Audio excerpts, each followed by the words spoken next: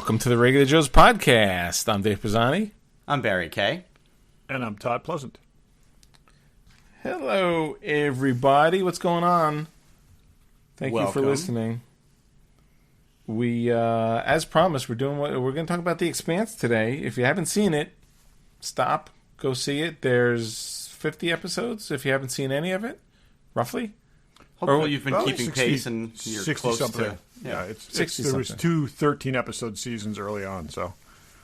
Brian Mix, if you're listening, stop now. You've got 3 years still to go. Yep. Or if you're hearing this in the future, keep going. Either way, it's all good.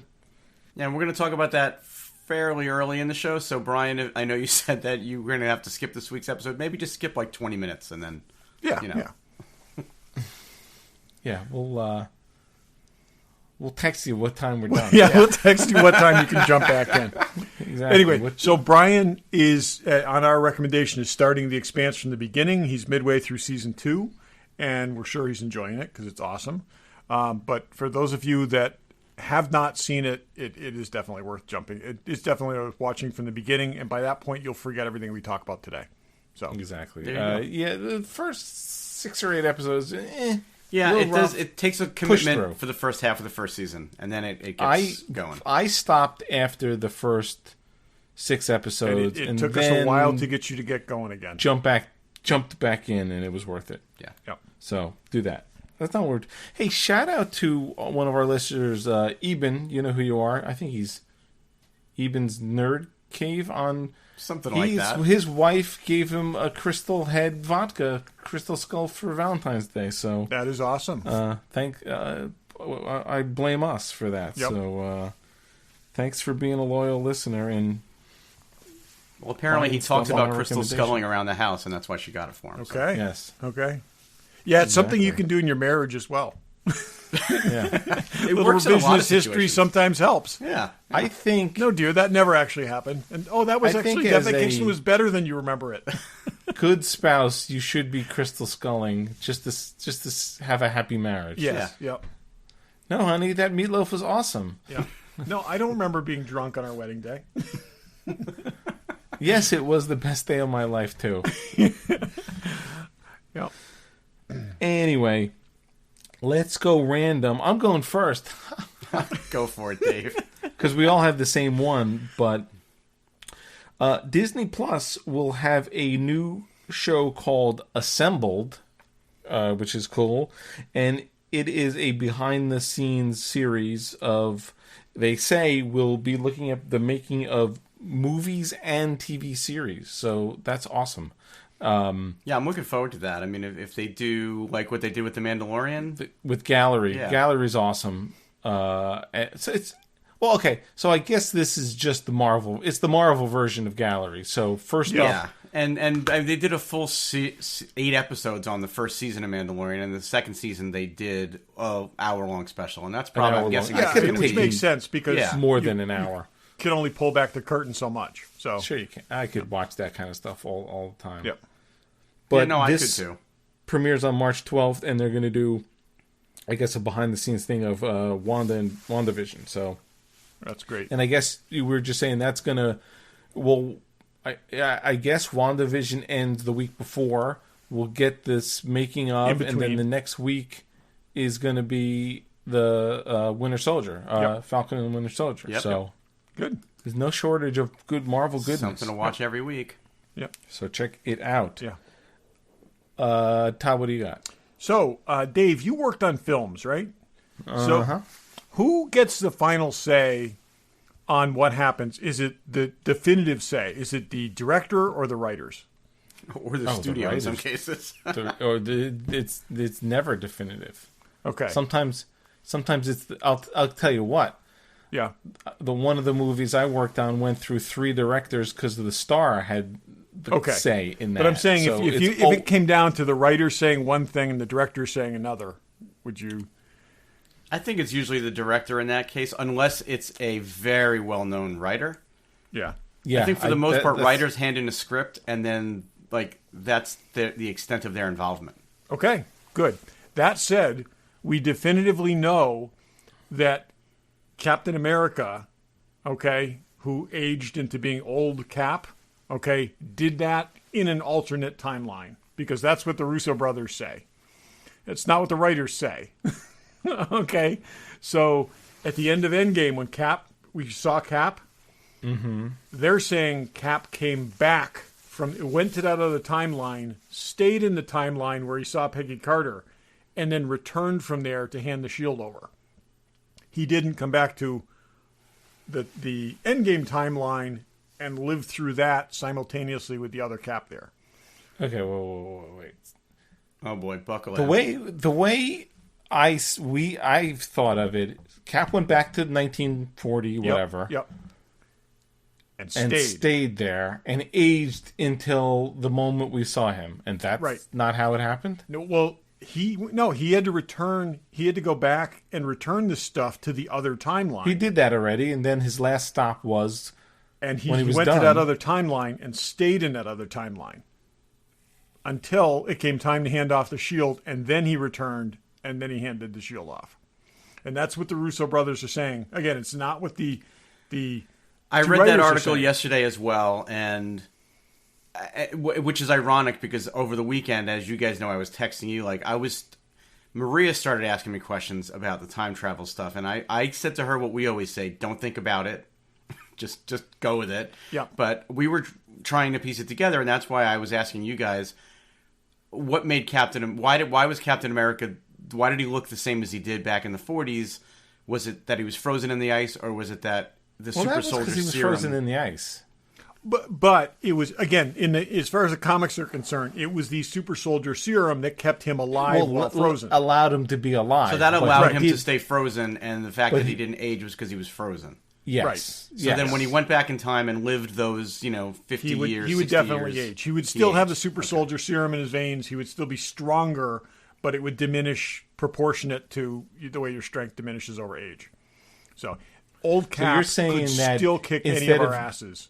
But okay. Yeah. You're saying that he, let's say in 2025, he had to jump from one timeline to the other to give the shield over? He went from the Endgame timeline, back to return the stuff. He went back to the time when he saw Peggy Carter and stayed there in that timeline.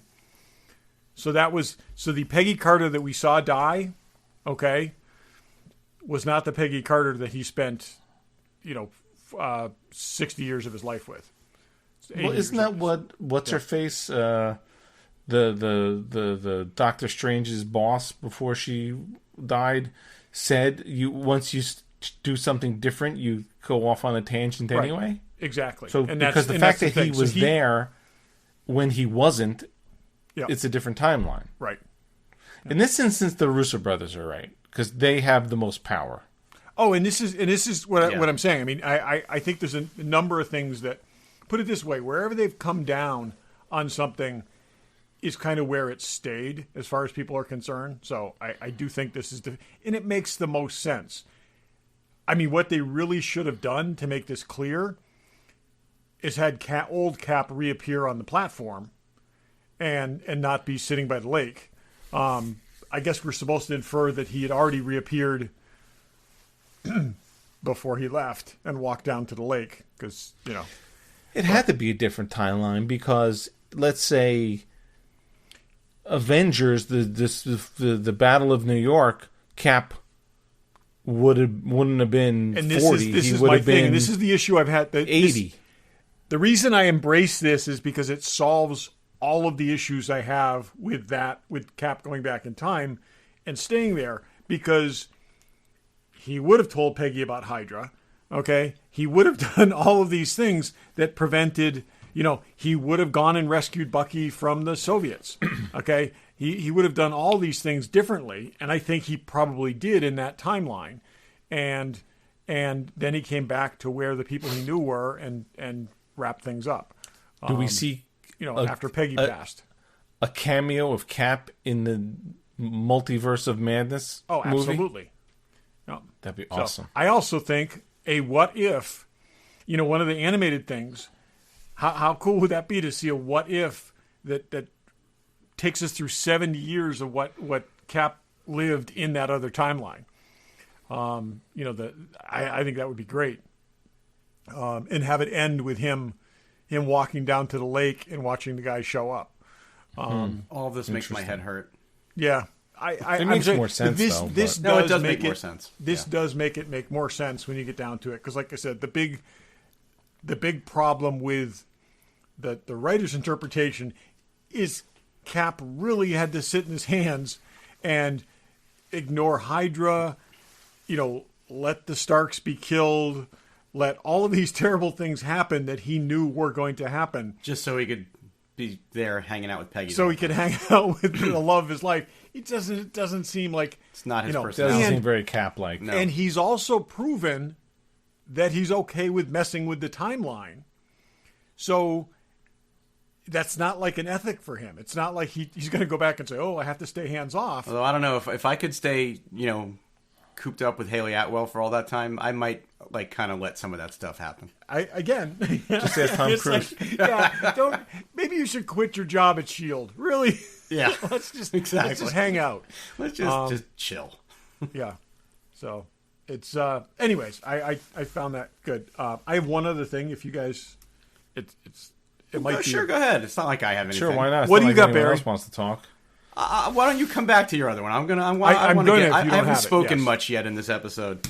All right, Barry, I thought you were like on the first one as well. So I thought that was but I did my research for this week. I just texted you something, Todd. I'm not sure if you saw this.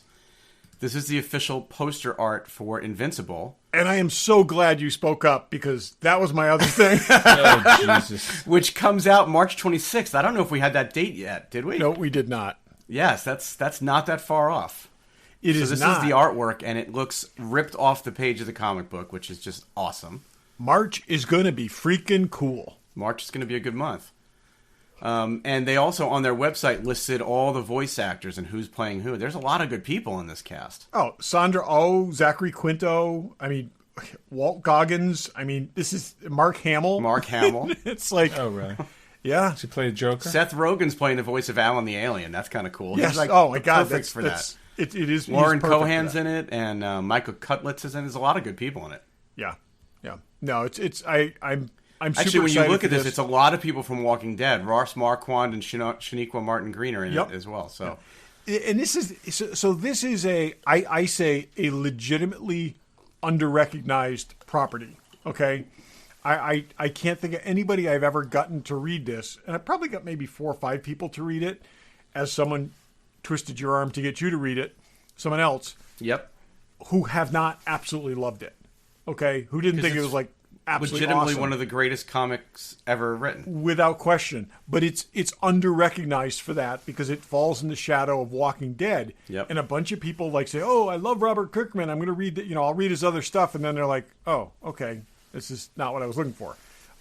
It's the other Robert Kirkman. It really is. I mean, the first Robert Kirkman stuff that I read was in a book called MTU, which is Marvel Team Up.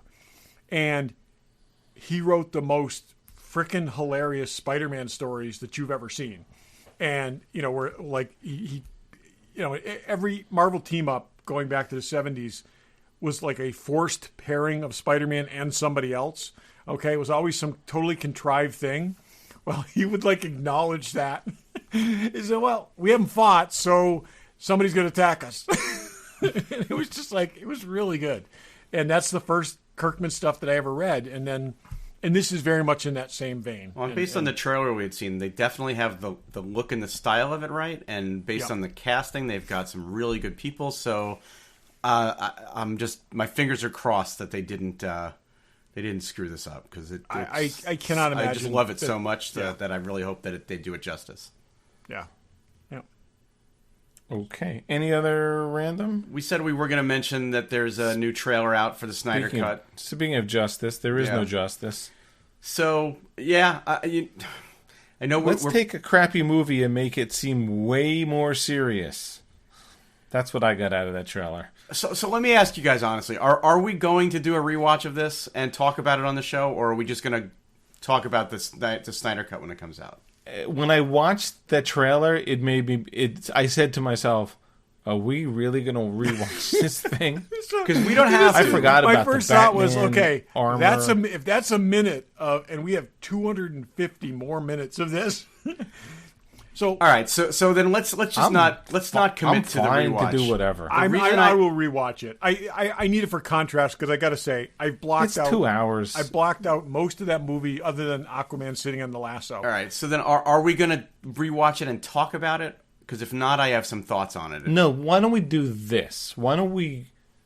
Let's hear your thoughts. My vote is let's rewatch it and then watch the other one and then we talk about everything. But yeah, what were you thinking? Then I'm just going to throw this down as a gauntlet for you guys. I rewatched it this weekend. You did? I did. Oh God! Wait a second. Hang on. Oh wait! Hold on. It's somewhere. Hold on. Yes. Hold it up high and proud because I'm going to tell you right now, with distance, this is not a bad film. Story-wise, it is not a bad film. You admitted last week that you had COVID. I just read an article that it affects your taste and your brains. Let me tell you something. What they're talking about. Yep, COVID brain. It was unfinished from a effects perspective. There are some laughable visuals in it, but I don't think that the story was that bad. I don't know how they're going to make it go from a 2-hour movie to a 4-hour movie. They're going to add a ton of stuff into it that maybe makes it better, maybe doesn't. But 80% of what we're going to see has not been seen. Right. So, can I say 2 words? Sure. Jesse Eisenberg. But yeah, he shows up at the very end. He's not even in it. In the 2-hour cut, he's not even in it. Yeah, isn't he? No, he's in a what's post-credit he in? No, I'm sequence. sorry. He's in the other one. Batman He's in a versus post-credit Superman. sequence. That's right. I was shocked. That's right. I rewatched it thinking I'm going to feel the same way about it that I did the first time I saw it. I had only ever seen it once, and I didn't think the story was that bad. I really didn't. Was it better than the trailer? You know what? I'll be honest with you. I'm excited to see this. After watching this version again, I want to see what they're going to do when they double the length of it. I'm This is actually good. excited No, for this is it. a good thing. Because this is good because people, you have to wear a mask. This is what happens if you don't wear a mask. Someone's going to... It's right. I wore a mask and I still got disease. COVID. Everywhere I went, I wore a fucking mask. But you happen to get it, and look what happened to you. It's not good. You think this is a side effect of the COVID? Yes. Okay, well, there's a lot of people that have had COVID, so then maybe HBO's onto something.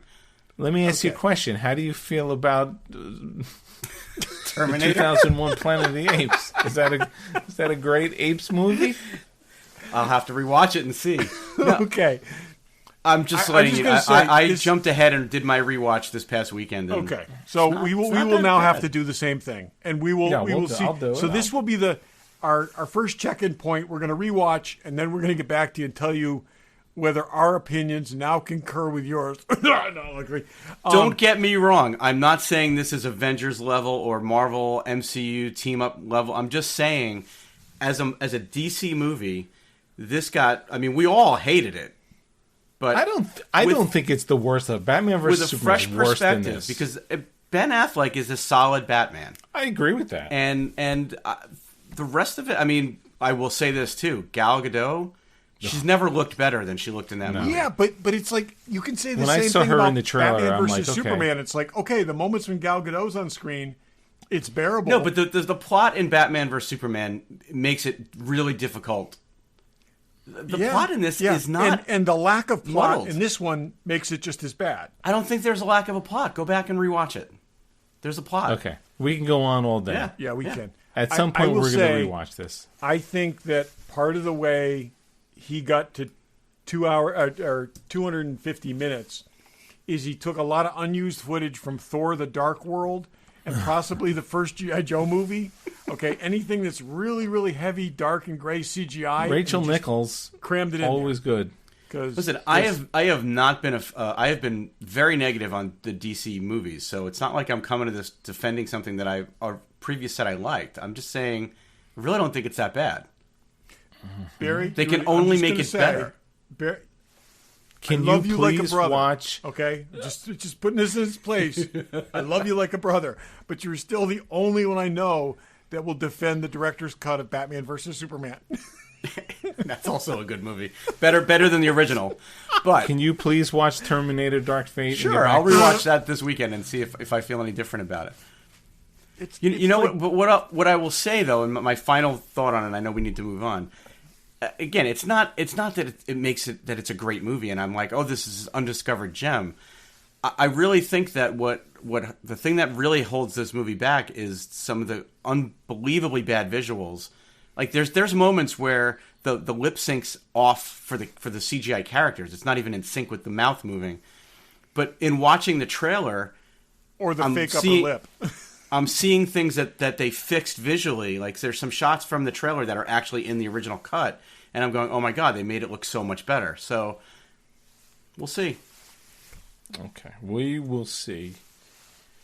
You know who's not delusional and just a shadow of their former self? Fanboy Collectibles. They're awesome. They are awesome.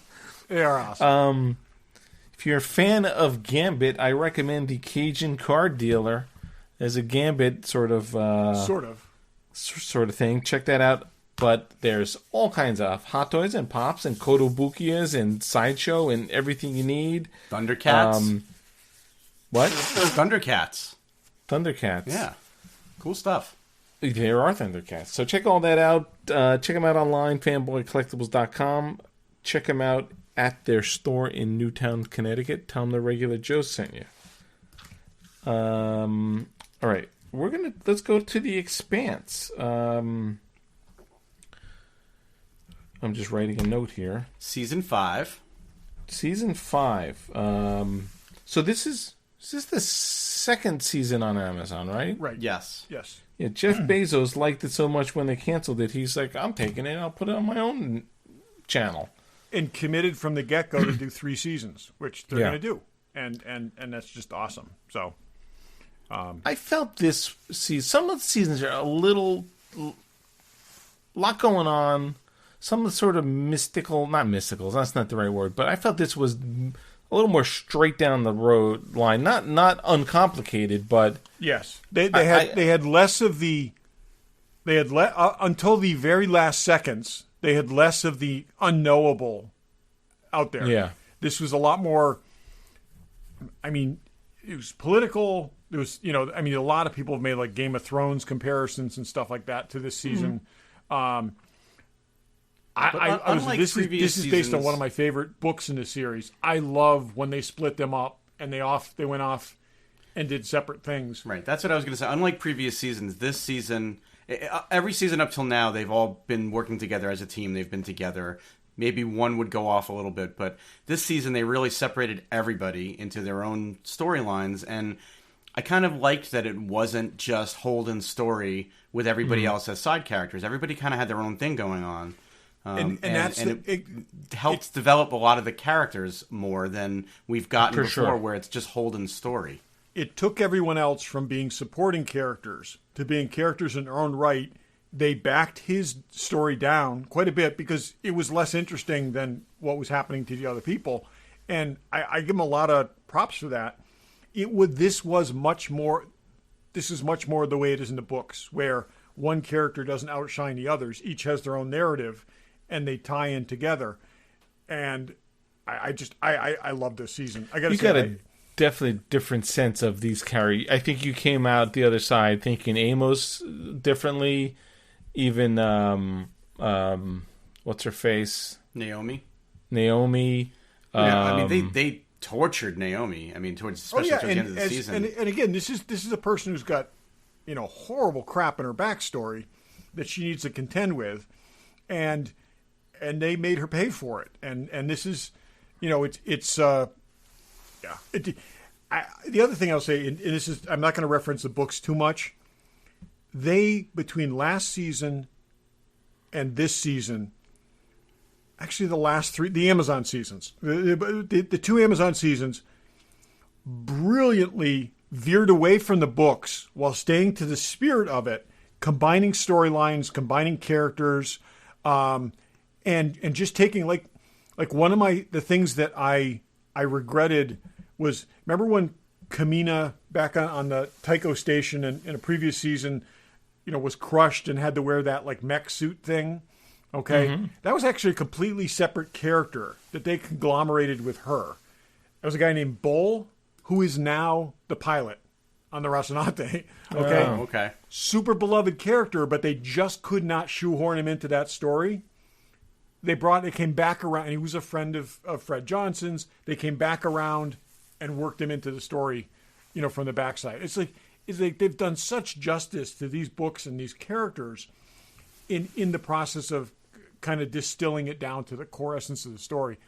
I said to you guys before, I would watch 10 episodes of Amos walking around the ruined United States.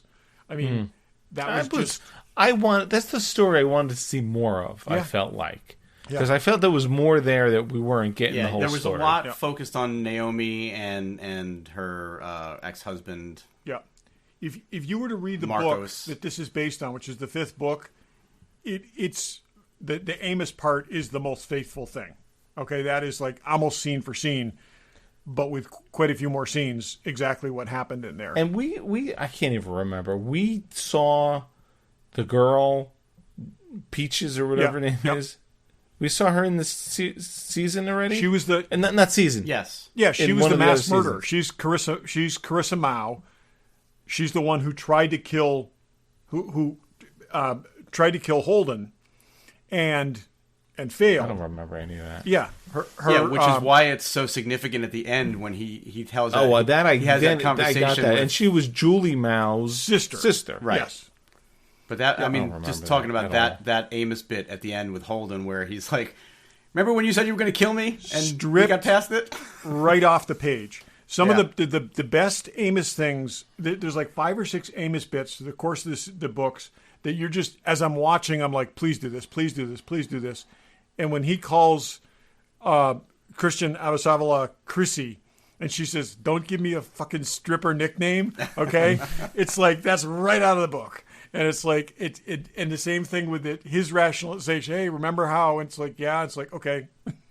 And walks in this woman who tried to kill him. Just fantastic. And I will say, stylistically, I think the season was done really, really well. They did some really very different stuff. One of the things that I kind of picked up was twice. We didn't see something happen, okay? And it was much more powerful that. And one was when Carissa Mao killed that dude who was just about to kill Amos. Yep. Yeah. Okay? And the other was Naomi's rescue, which they took down right to inside of her helmet, okay? Where you heard what she heard, you were feeling what she... It was incredibly uncomfortable. Hearing her breathing, basically you're listening to this woman suffocate.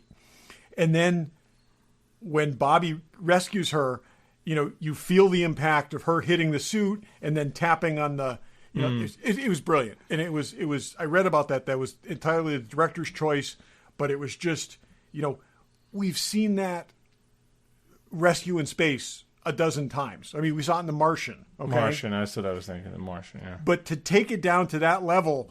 And then they pulled back, so you actually saw that, they were fully capable of doing this with CG if they wanted to. But taking it down to where, what could have been the last moments of her life before Bobby hooks that bottle up, I thought that was amazing.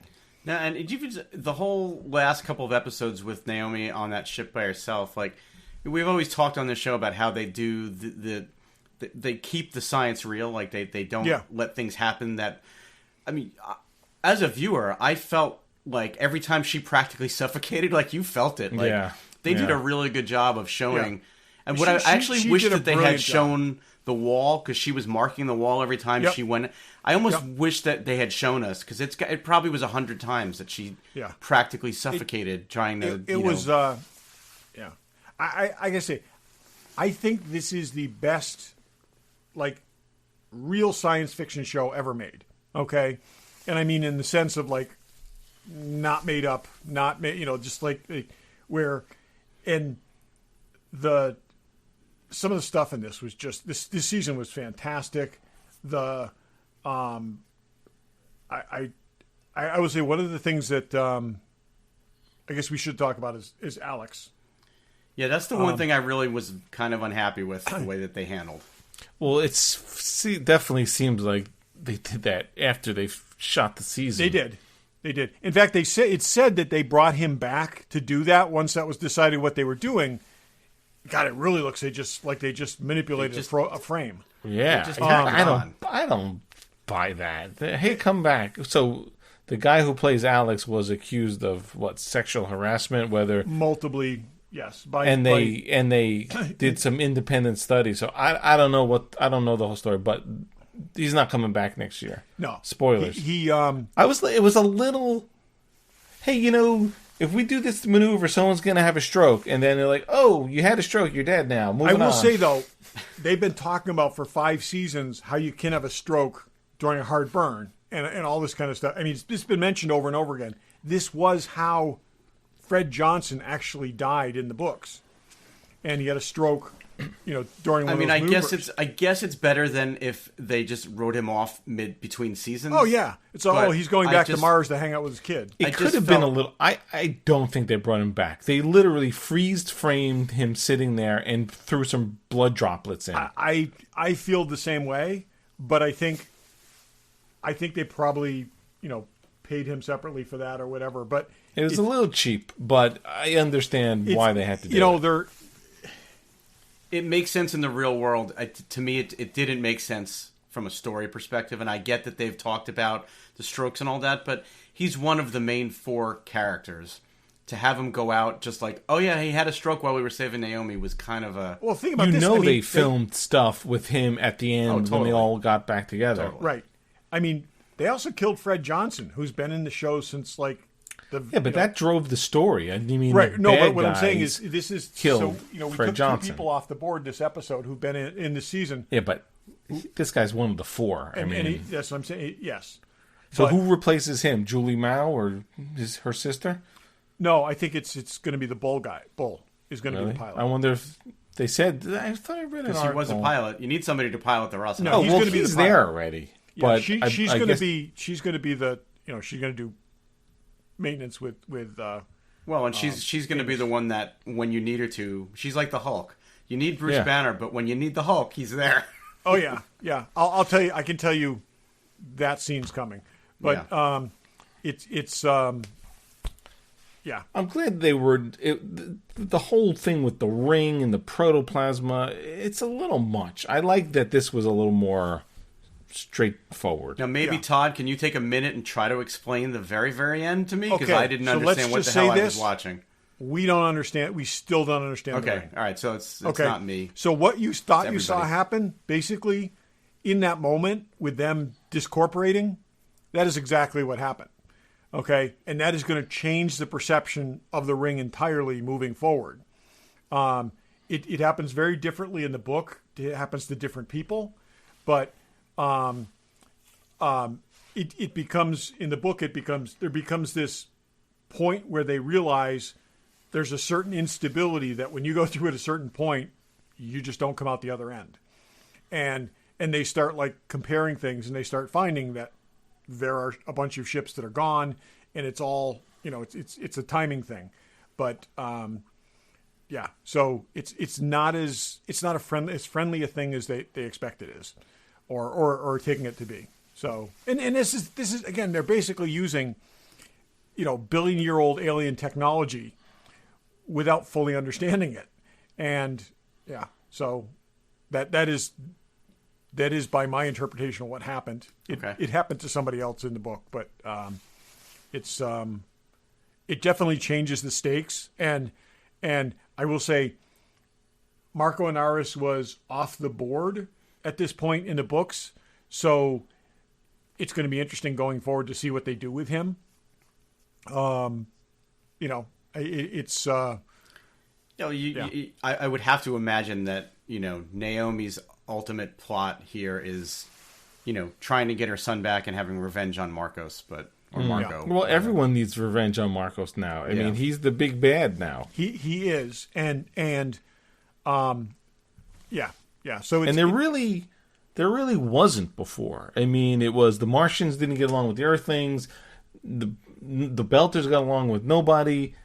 There wasn't like a bad guy. Yeah, I mean, Jules Pierre Mao was just bad. The proto-molecule was the bad guy. Exactly. But this guy's the bad guy. They've always concocted someone to be a bad guy, but there's not a singular before him, and this is why I think they made a good choice with this. Not a singular person who just presents a threat to everyone. and he clearly does. So Naomi's gonna either Naomi's gonna take him out, or his son's gonna take him out to save Naomi. That's my guess. And either of those things can happen. So because neither of those things have happened. So I gotta say, there's been a number of science fiction books over the years that involved like asteroids hitting the Earth, and I mean this was pretty real. I mean, this was going to be, this taking asteroids and directing them to hit the Earth was a pretty devastating thing. I thought they did a really, really good job with that. Basically, the climate of the planet is wrecked at this point. So everything, so you now have an Earth that is marginally more habitable than Mars, but not much. This changes everything moving forward. So it's like I said, I thought they did it really, really well. Like I said, I love the Amos stuff. The Naomi stuff was good. The Bobby stuff was okay. Could have been I would have liked to see some throw some Bobby in there and cut back on the Naomi. It was almost the same thing over and over again. Yeah. And I also think they're making up for past seasons with some of these people. But the Amos stuff was just incredible. Amos stuff was great. I mean, to me, there have been a ton of sci-fi shows over the years that have just been okay, and especially the ones that have been on like Sci-Fi Channel, and like this is exceptional compared to that stuff. So, for anybody who's on the fence and thinking, well, I've seen this type of thing before, no, you haven't. You got to go back and watch this. It's really, really good science fiction TV. It really is, and like I said, great character development, and it's just really good. I mean, and what it starts out as, so like Dave was saying, like the first couple episodes were a little rough to get. It goes so much further than where it starts. Like, especially the stuff with I don't remember the character's name anymore, but like the cop, Thomas Jane. Yeah, I mean, it Miller. goes Miller, so much further than all that. So like, if you start watching it it, seems like a completely different show. Yeah, it's very much, totally but it's also, it follows the trajectory of the books in that way, and that there's Thank God you're not mentioning the books too much. I know, I'm sorry, it's hard. It's people read the books, seriously. You got a year now. People don't read. You got a year. Listen to the books. Actually, listening to the books is great. Listen, that's Jefferson May is a great reader, and it's probably, I'll use this comparison again. It's probably like reading the Game of Thrones books and watching Game of Thrones on TV, except this is a better distillation. I mean, they did a much better job of keeping the core elements and the characters true to who they were. You can pick a handful of Game of Thrones characters and say, yeah, that's totally who they were. Every one of these people, they kept the core there in place, and they did a great job with it. So, and if you don't want long reads, seek out the short stories, because a lot from the short stories was integrated in the season, and they're really good. And I talked about the books a lot more.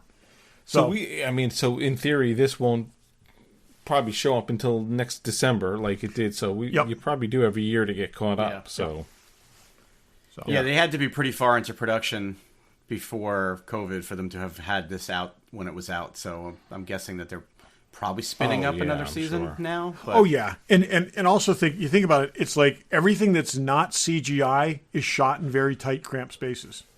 So this is not easy to do. I mean, you cannot socially distance a show largely set aboard a small spaceship.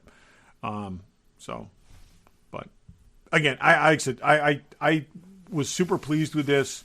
I really liked it. Very change of pace from last season. They kind of reeled it back in and made it much more personal. And you got to see the when you think of it, it's like we say it's the core four of them. There's been a ton of Christian Avasarala too. I mean, yeah, there's more than I felt like this year wasn't really the core. I mean, we really got down to it. It was the four of them.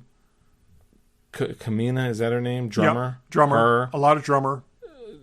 The president lady. Yep. Definitely you those had six. all the Marcos and his son stuff. There was a lot. Yeah. Of Bobby. them there. There's a lot of storytelling in here. There really was. Bobby needs more, I think. I think Bobby does need more, and yeah, but the position she's in now, it'll be interesting to see if she can do more action stuff, or is she really just going to be an advisor to the president now? That's why I was thinking. I wonder if she was going to get on the crew of the thing. I was surprised. I thought about that too, but I I actually think that gives the UN president someone to talk to. It also gives her an incredible bodyguard, in addition to being advisor, and yeah.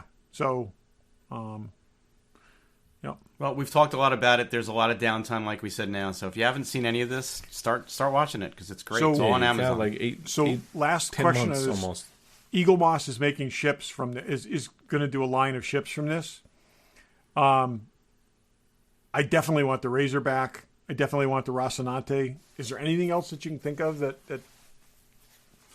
You can't even tell what the other ones really look like. They're okay, all that sort is of my just question. Because like I said, mishmashed I think together. for the most part, they tend to be very, very similar looking. I think the and- Rossi's a cool design. I don't even think the Razorback's all that interesting. Oh, I think Yeah, it is. looks like a Estes model. Yeah. Yeah. No, I like it. Did you I don't think I previously noticed the images along the side of it before that you saw much more clearly this time.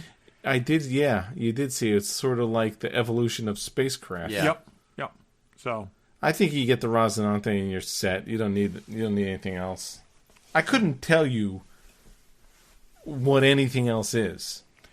yeah, there've been significant ships, but they are pretty. The Mars cruisers and stuff are cool, but they're not really anybody's that you. No, and a that lot of you those know. ships Well, just seem kind of hacked together. yeah. Yeah. Well, that makes sense. Yeah. That's like the belters. It does. Everything. It does. And yeah, it's it'd be interesting to see what they do. But I have the feeling it's going to be like looking at the Discovery ships, where it's like, oh, there's a lot of Klingon ships here that I vaguely recognize. Those aren't out yet, right?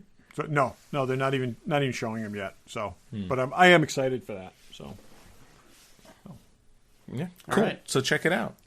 All right. While we're on the subject of TV and nothing else, Kind of like what our lives are like these days. I was know. gonna That's say, true. It's like what do as you I do? said earlier, mean, have you met 2020/2021? other than going to Home Depot and watching television, there's not much else going on. Agreed. So we all watched a show called Resident Alien on Sci-Fi. Did you guys all watch the first 3 episodes? I did. I did as well, yeah. Yeah, I did too. And I will say So this it's like is something that I had heard of this, but I'm not sure I was going there. And our friend Sean strongly suggested that we check it out. So Sean's I think responsible. the premise of this sounds like a dumb show to me. Yeah. and that's the thing. actually I gotta say, funny. I haven't been really in the mood for a lot of funny lately, and I really like this show. I gotta say, I've enjoyed just about every minute of this. So let me ask you guys a question and see if you agree or disagree, because I think it's funny in a very sort of dry comedy sense of humor, but I'm equating this kind of to like almost like a Northern Exposure type show. Oh God, this is Northern Exposure with an right? alien. Yeah, that's what I think I'm liking about Oh no, it. I think it's just this is different. how I It's a described more this to somebody a couple different days sense ago. of humor. I said it's Northern Exposure but with an alien, yeah, it's There's a little Doc Hollywood in here too. There is. okay. There is. What I think I really kind of like about it though is that it's the people are all very real types of people. Like usually these types of shows are filled out with a bunch of very attractive people, whether they're men or women. And that is one of the things I've commented And not on to that say too. that the people in the show aren't attractive, but they look just like more regular regular people. people. They're not Yeah. Hollywood attractive Yeah, for the most yeah. part. You know, there's some people that are shorter than would normally get cast, and there's some people a little wider than would normally get cast, and they do look like people who would live in a town like this. And yeah, I gotta say, I've really enjoyed this show. If Alan Tudyk wasn't in it, I don't know. That's what I was saying, Dave. I was saying I cannot imagine it's a vehicle for him. I mean, he's any just other so person good in it. that could have done this. Okay, and it's at times it's like, do they shoot his face up with Novocaine, or can he just do that? I think he's got that Jim Carrey thing going. I think he does, where he can just contort himself. It is amazing, and it's like, but I mean, the joy of this is almost like he conveys socially awkwardness so well. He's basically an alien he is an alien trying to pass as a human, and doing a bad job of it, but he lives in a community that is so filled with quirky people. Yeah. It's not as noticeable as you might They expect. find it endearing, which is hilarious because he's so weird. Yeah.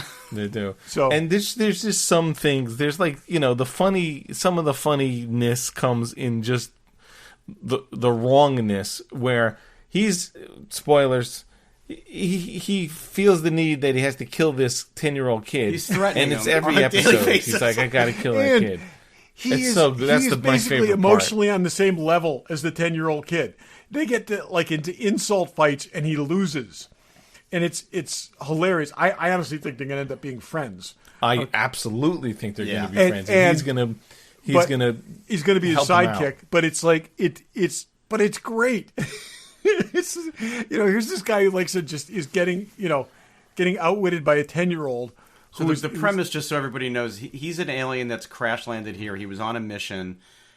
He has taken human form, and 99% of people can't see him for what he is. But there's the 1% of people that can, and this 10-year-old boy is somebody who looks at him and sees the alien, doesn't see the human. So, he's telling his parents there's an alien, and at one point he sneaks into the kid's bedroom to kill him, ends up under the bed, and he's telling his parents there's an alien under the bed, and they're like yelling at him that he's stopped his bullshit. You got to stop this.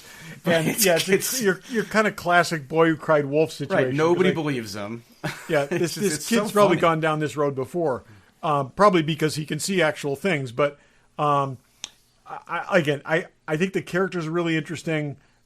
We haven't really spoiled too much here. There's a big kind of back plot that's very interesting, but he's brilliant. He's absolutely brilliant.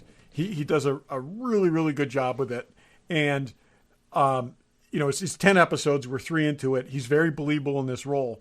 And it's just quirky and off the wall. Yeah. So it's quirky. It's funny. Really, it's an hour-long comedy. It's definitely not a dramedy at all. No, the sense of humor is very dry, but it's because he just pulls it off so well. It's just great.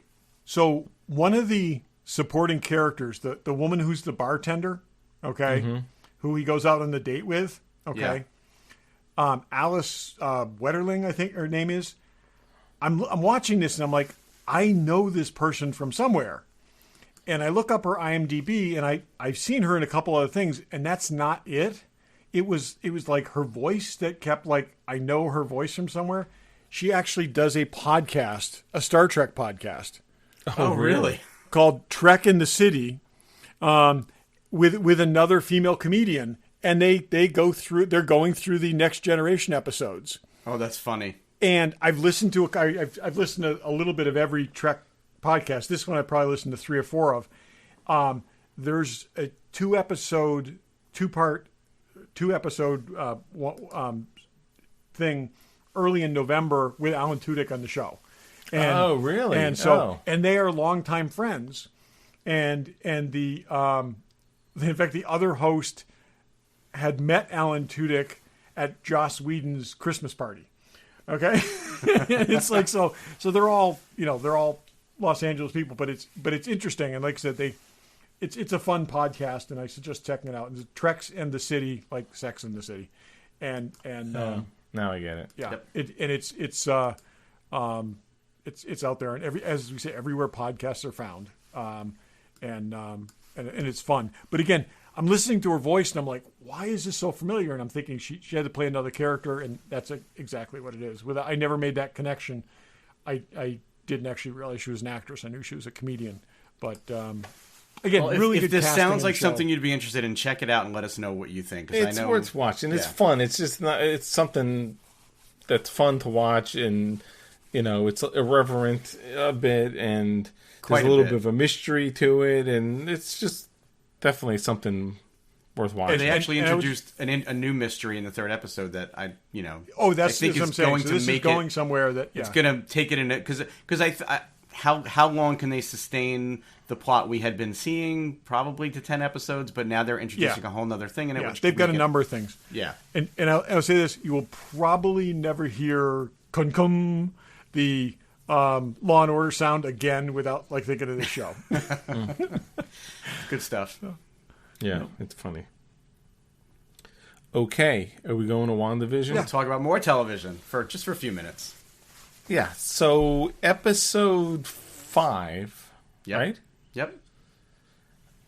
It's so funny because every episode was like, what's going on? This one, stuff definitely happened, but we're sort of in the world now, so it wasn't anything earth-shattering, I don't think. I had never been a fan of, not that I didn't like it, I just never really watched the show Malcolm in the Middle, so I didn't really know. I'd never seen it in my life. I didn't really know what this intro was from, or the fact that the kid's talking to the camera and all that was... Yeah, no, this was very, very Malcolm in the Middle. Yeah. Never saw that show. I thought it was interesting that in the previously on, they showed Pietro's death from Age of Ultron. Yes, as if they needed to bring that in and make sure everybody understood. Like her brother was a different guy. I know. Yep. And they did a good job with owning that. I mean, he has the other Pietro's memories more or less, but he's not the person that would make her sad having him around. Yeah, I guess if that's how they're doing it. And has no he has no connection to having been Peter Maximoff. So it's very, very interesting. I loved having them wear Halloween costume versions of their classic Marvel costumes. So that was great. Yeah. One of her sons dresses up in a costume, homemade costume version of the character's own costume that he'll wear later. Oh, really? I didn't. Yeah, I knew that, but I didn't know. He becomes a character called Wiccan, and that is pretty much the costume that he wears if you look him up. I saw that, but I wasn't sure what the character was. Yeah, and so it's like I said, it's fun. It continues to make you think wow, where's this going? It's the stakes were raised a little bit in this one. I do think they are steering you so hard towards hanging this around her neck that it possibly cannot be her. Oh yeah, it's definitely not her. I'm also wondering, and this was something that didn't really occur to me till this, even though we saw this previously, what was Sword doing with his body? That I'm not. Okay, so we saw that. So he goes outside the field and he's dead. Yeah. So he's obviously not really alive. But I'm saying she took his body back from Sword. Okay?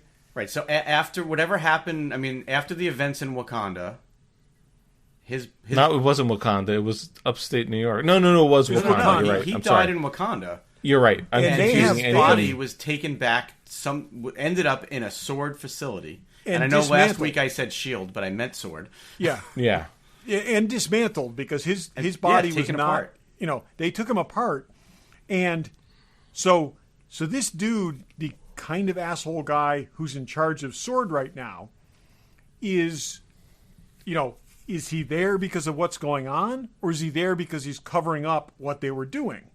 They made it clear he's a bad guy. Yeah, they pretty much have. I mean, he has moved beyond the I'm an asshole bureaucrat guy to there's definitely something. I'm clearly viewing. Yeah. It's also interesting. Is Hydra now infiltrated Sword? Yeah, we've now seen that is possible. That is very possible. We now saw for the first ever Jimmy Woo action scene. Yeah.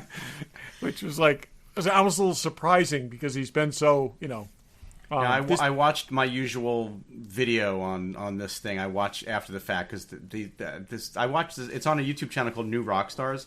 They do a great job of breaking these episodes down. Yep. I wouldn't have noticed this, but I thought this was really cool, and I'm sure you guys didn't really pick up on this either. But when they're walking through the town, there was a outdoor movie showing Night of the Living Dead, the original Night of the Living Dead. When Wanda freezes the town, just as the walker in the movie screen breaks through the fence, at the same time that Vision is breaking through the fence of the Hex. It was really interesting that they were sort of juxtaposing those two things happening, and makes you wonder, why did they pick Night of the Living Dead? Are all of these people in the town dead?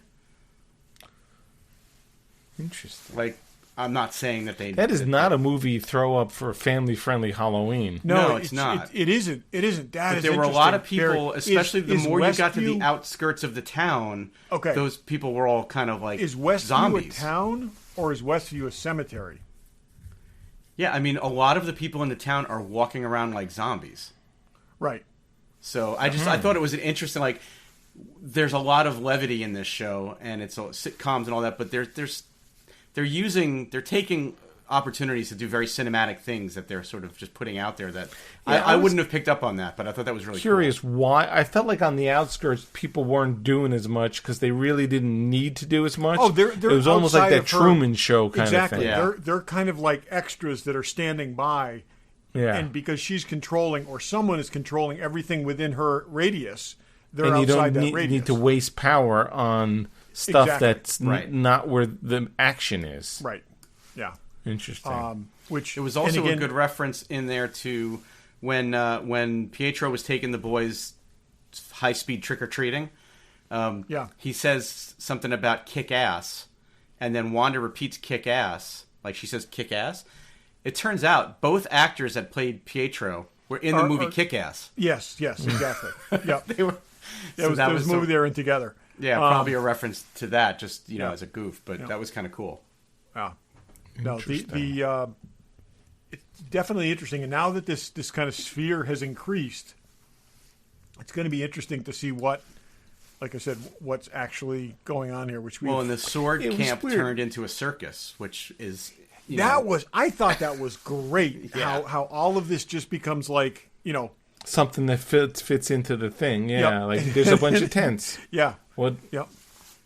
The Agnes thing was weird because Agnes is a key character, but when she was on the outskirts, she was definitely out of it. Well, and she says to him, "Are we dead?" And then he says, "Why?" And she's like, "Because you're dead." Like she knows that Vision. She does, dead. and also interestingly, he doesn't know what Avengers are. Okay, So right. This and this is, I made this point a couple times before, but this is not Vision. This is a memory of him, or this is it's like what was or Vision? She brought Vision back, and he only knows as much since he's been brought back. Even if at the end of this, best case scenario, he is restored somehow, this is a facsimile of him. Okay, it is not I think they're leaving Vision, this is, some of Data's memories being put into one of his brother's, his predecessor's bodies.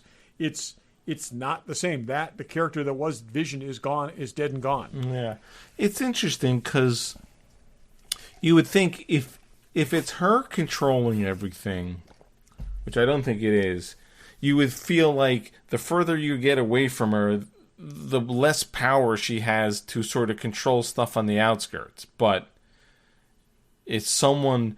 But then again, if someone's forcing her to do this, how could she sort of jump outside the shield? But they may not be forcing her to do it. They may be manipulating her in a way that she doesn't realize she's being manipulated. So back up one more time. Who's to say that was her that walked outside, brought the drone out? Oh, that had to be her. Why? I don't know. Because it was her too costume and she had her accent and everything. I mean, that would be.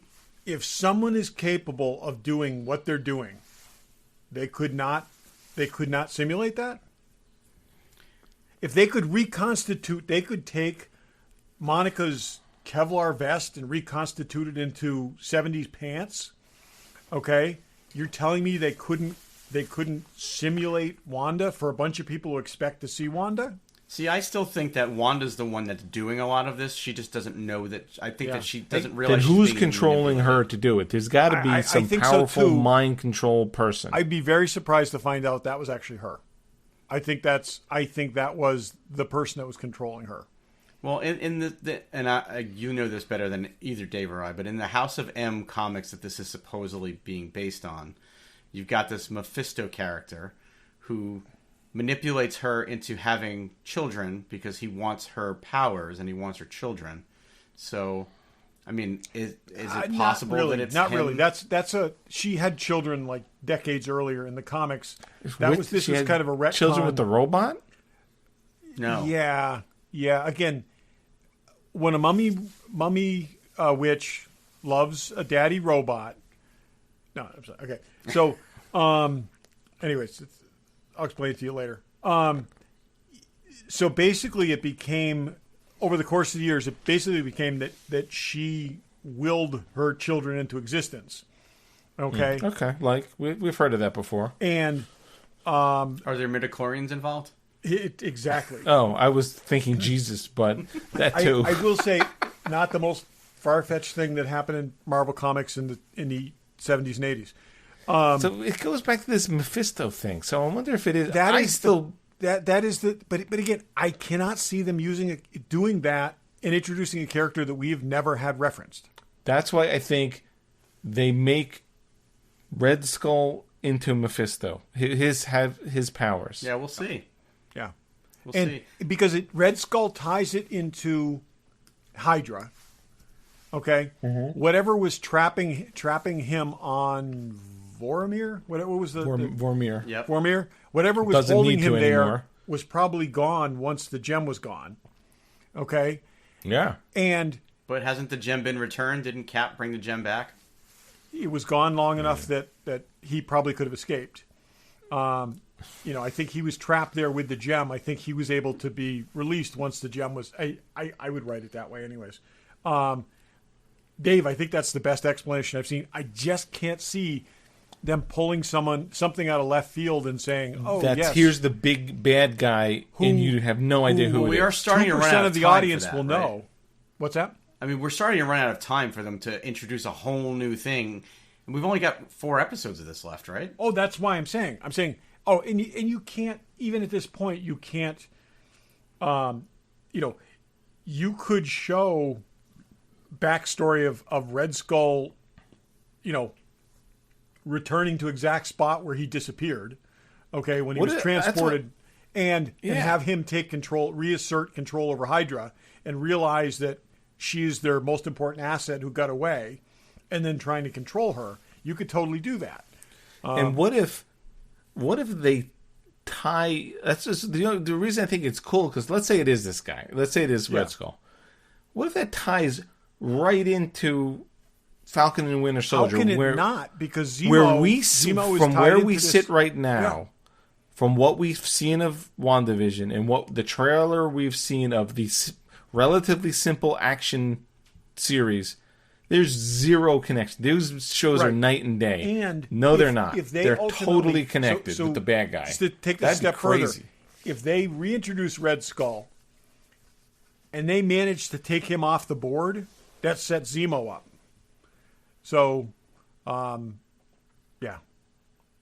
So, because both of them have had control of Hydra over the years.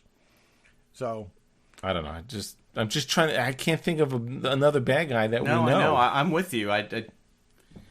It'll be an interesting thing to now use the next 4 episodes to introduce a big bad and wrap up the whole season. No, they got it. What they're going to do is put all Monica Rambeau is going to put all the breadcrumbs together, and you're going to realize that all this stuff has been right in plain sight all along, and no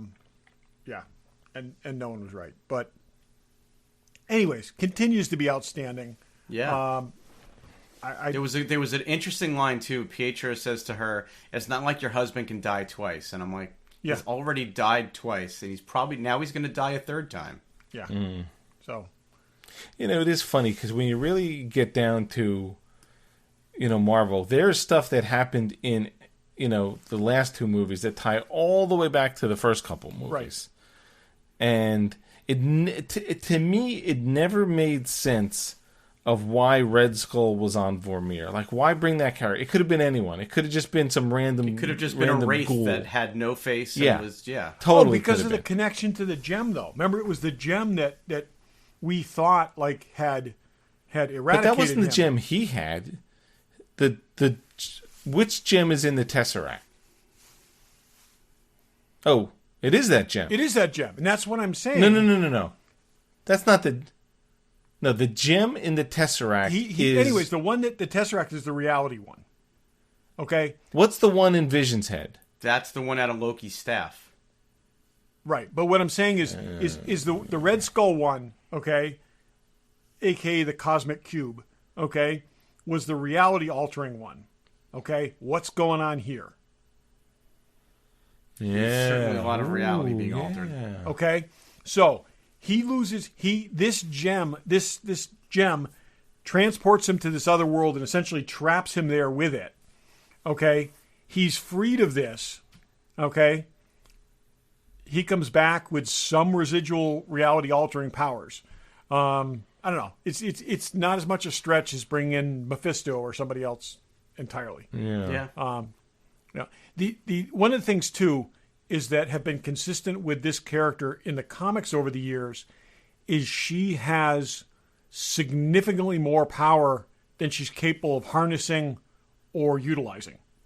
So she could be doing 100% of this under someone else's control where she can't do this herself because she just can't, she can't. Because they did say she could have killed Thanos, but if she didn't because realize she again, could. And this is where I know she's going to be in Multiverse of Madness, okay?